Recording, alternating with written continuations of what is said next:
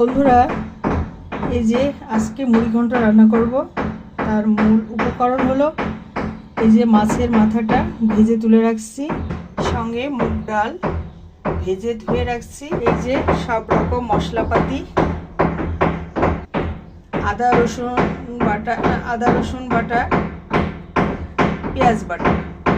এই যে পেঁয়াজ বেরেস্তা করছি আমি, এই তেলে প্রথমে পেঁয়াজ বেরেস্তা করছি, তারপরে মাছটা ভেজে তুলে রাখছি। এখন সব রকমের মশলাপাতি দিয়ে দেব।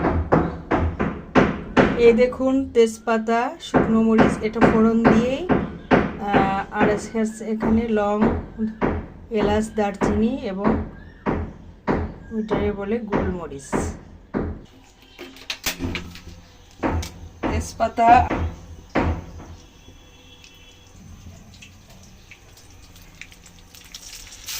পেঁয়াজ রসুন বাটাটা দিয়ে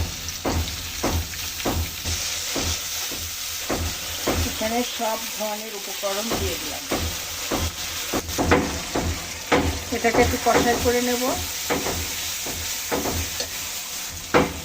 এর ভিতরে গরম মশলাটা দিয়ে দিলাম। মশলাটা একটু পানি দিয়ে কষাই করে নিই। ডাল দিয়ে দিলাম, আর পানি দিয়ে দিই। পরিমিত পানি দিয়ে দিছি। কিছুটা পেঁয়াজ বেরেস্তা এখন দিয়ে দিলাম। বন্ধুরা, এবার আমি মাছগুলো দিয়ে দিলাম, একটু নাড়াই চাড়াই দিলাম।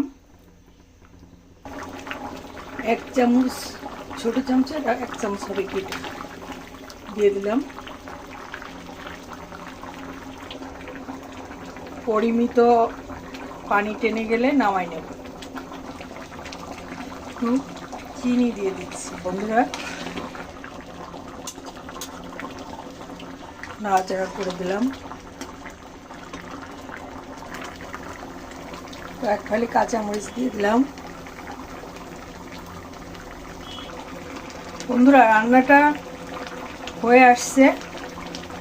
এখন আপনারা যে কিভাবে খাবেন, একটু পাতলা খাবেন, না আপনারা একটু শুকনো খাবেন, না একটু মাঝারি ধরনের গা মাখা থাকবে, আমি অবশ্য আরেকটু টানাবো। যাক, ভালো থাকবেন সবাই। আসসালামু আলাইকুম। আমি কোহিনুর আক্তার, নড়াইল থেকে। আপনারা এভাবে রান্না করে খেয়ে দেখতে পারেন, আশা করি ভালো লাগবে।